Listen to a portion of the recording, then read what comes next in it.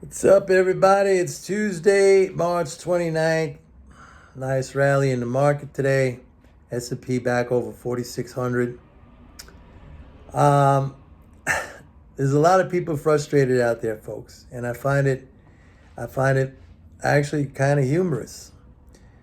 They're frustrated. They can't understand why the market is going up. I saw one guy today was on Twitter, and he's saying like, man, I understand bear market rallies, but this is ridiculous. Like, what's going on?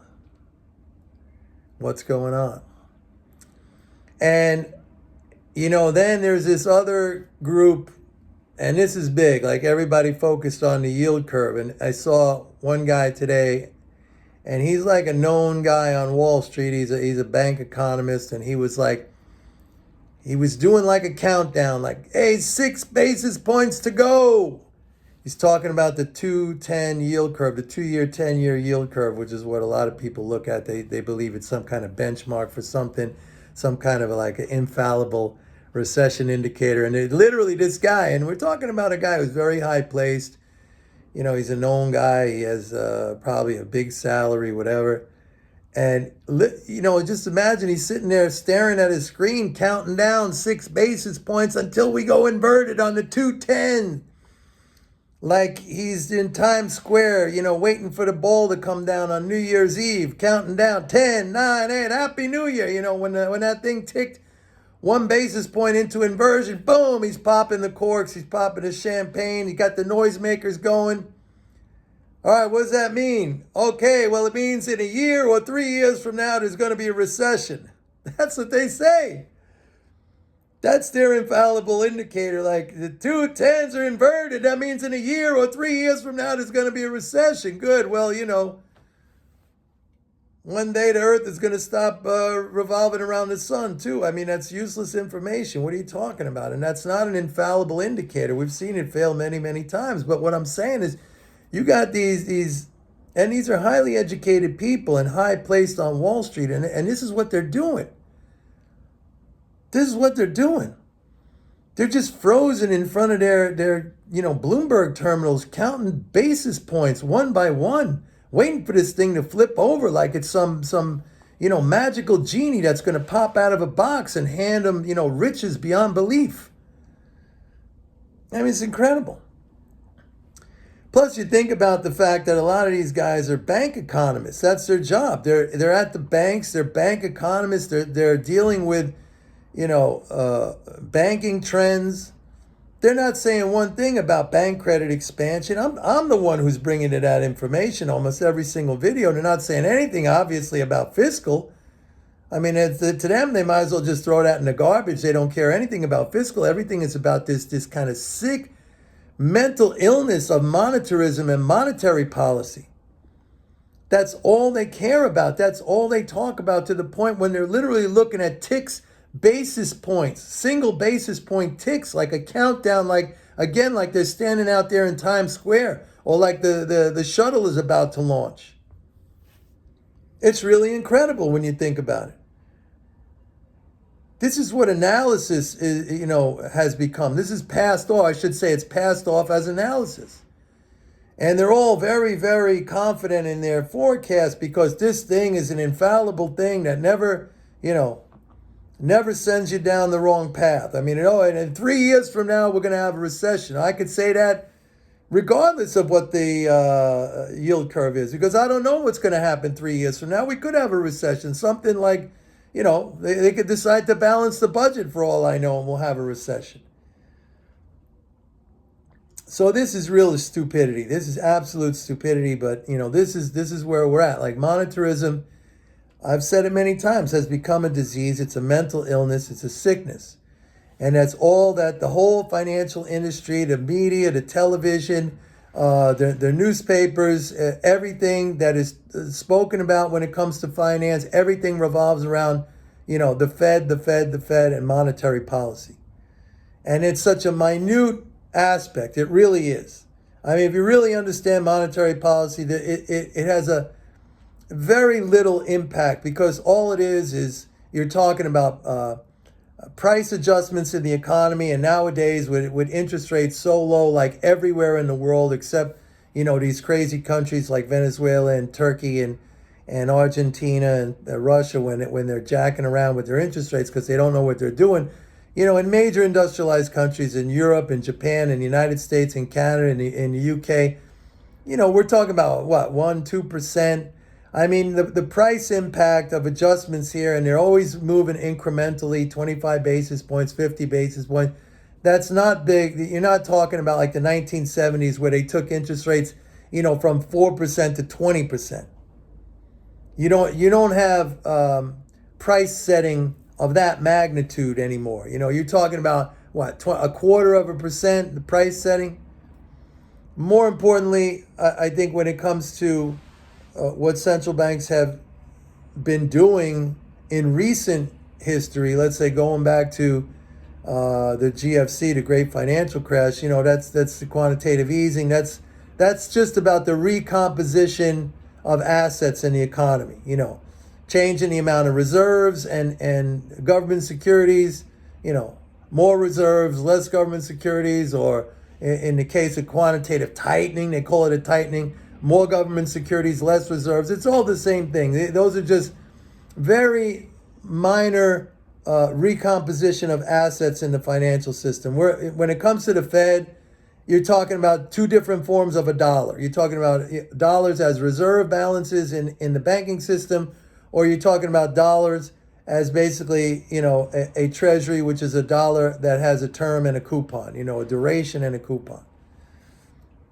If you're talking about the euro system, it's the same thing. You get, more euro reserves and less euro securities, euro-denominated securities, or more euro-denominated securities and less euro reserves. Same thing with Japan.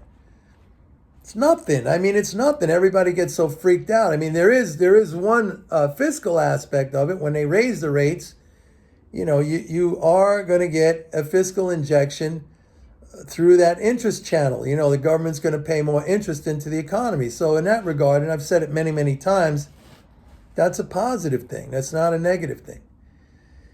So, but then again, there's so much focus on this stuff, It's a form of mental illness. And I'm trying very hard to tell you to break off of this, to pay little attention, focus on what I'm, talking about, what I'm helping you to understand, which is the fiscal flows, bank credit. Why aren't they guys, look, these guys, like I said, they're bank analysts, they're bank economists. They're not talking about, hey, loans are rising at the fastest pace in 2 years. Loans outstanding at an all-time record high. All right? Consumer loans rising at the fastest pace in 11 years, at a record high. Credit card and revolving credit rising at the fastest pace in 11 years. Automobile loans rising at the fastest pace ever. I went back through all the data.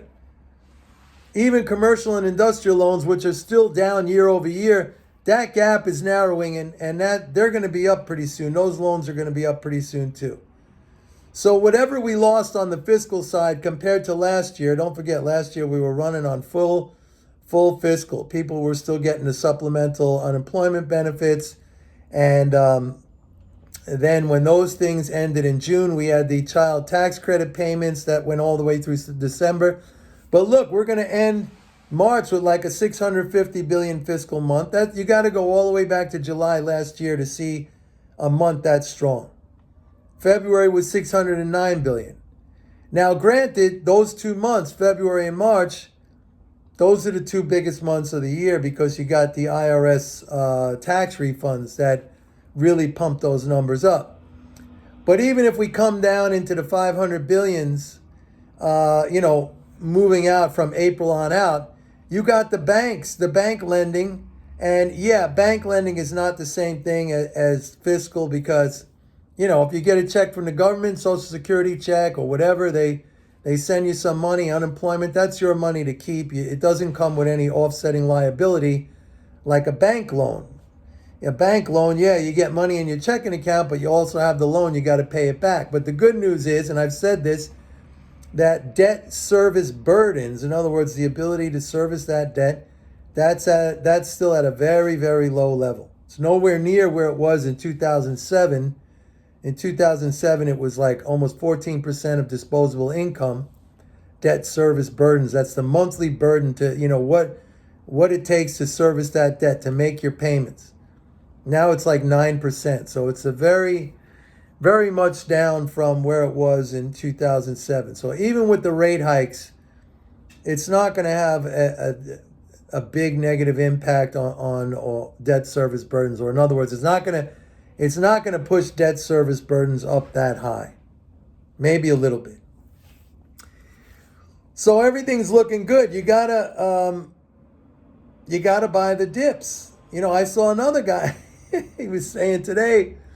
I mean, this really struck me as funny. He was really, really just kind of in total resignation, like he was giving up in a way. He was saying, yeah, we may be going to make new all-time highs, but it's going to be on low volume. I'm like, you think my portfolio cares if I'm making new all-time highs in my stock holdings on low volume?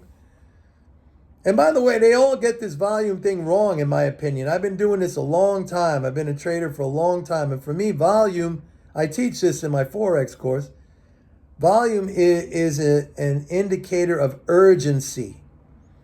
Urgency to get in or to get out, all right? Like I talked about FOMO, fear of missing out. When people think like the market is getting away from them and they got to get in, you see a burst of volume, everybody starts jumping in because they're afraid it's going to get away, the fear of missing out. And vice versa, if the shorts that are embedded in the market, when it goes up and up and up, there comes a point where with margin calls or whatever, it crosses some technical level, they all short cover, they all jump to get out. They have to get out. To me, it scares me when the volume goes up, because that to me is an indication that there's this urgency, emotion is involved. Now something's happening. It could be a peak or it could be a bottom. We see that also in market sell-offs, like that capitulation when you have huge volume on the downside. Everybody just throws in the towel, right? That's not a time to get in. That's a time that's saying that's the bottom, right? So I like it when it's going up real slow like this on light volume, because that just shows there's complacency, like nobody's getting too worried. The old story of, the frog in the boiling pot of water. The water starts off just slowly warming up. The frog doesn't feel anything, and then it's too late. The water's boiling, and that's it for the frog. Same thing here. It goes up and up and up. Nobody's panicking. Nobody's in a rush. Nobody's worried. But then it starts to get to a level. Then you're going to see the volume really pick up, because the shorts are going to be bailing out. And the FOMO people, the fear of missing out, I talked about that a couple of videos ago. I said this is going to be a FOMO rally. It's going to be it's going to end up being a fear of missing out rally. You're going to see. That's when I'm going to be worried, and I'm going to be telling you, hey, check out the volume. It's blowing through the roof. We might have days of that, or even weeks of very high volume, when this mass stampede to get in and to get out. We're not there yet. This is the slow boil. It's wonderful. I love it. Finally, let me say one thing. The ruble, have you seen the ruble? Ruble today was down to 85 against the dollar. That is the lowest level since February 24th, right before the Russian invasion of Ukraine. Euro ruble down to 97. That's the lowest level since February 24th. Look, there was talk today about Russia pulling back its troops and its forces around Kiev. I do not think we are seeing the end of hostilities at all. I do not think the United States will allow Zelensky to enter into any kind of a ceasefire or peace agreement with the Russians. I believe the United States and NATO want Ukraine to fight Russia as long as possible, to try to destroy the Russian economy and the Russian military. The U.S. and we saw very quickly after that announcement was made that there were reports that Russia was going to pull back. Out of the White House and Anthony Blinken saying, hey, we don't trust what they're saying. They say we don't trust what they're saying because they don't want a ceasefire. They don't want the end of hostilities. They're going to push this thing to the max, and that's the danger, because there's always that threat of nuclear war. I talked about that briefly yesterday. A hydrogen bomb, 100 million degrees Kelvin. That's 100 million degree, basically 100 million degrees centigrade. We're all dead. One goes off, they're all going to get launched. We don't want that to happen. Absolutely not. Anyway, so I've been telling you since a while, we hit the market bottom. The market bottomed February 24th. We had like a double retest of that, one in March 8th and one in March 14th, I think. And it's just going up. We got good fiscal. We got good bank credit. Stocks are looking good. You got to buy the dips. It's a FOMO rally. Right now is the easy moment, because you're going to get opportunities to get in. When it really starts going, you're not going to get opportunities to get in. You're going to have to jump in at high levels, and it's much riskier then. So buy the pullbacks. I'll see you. Bye.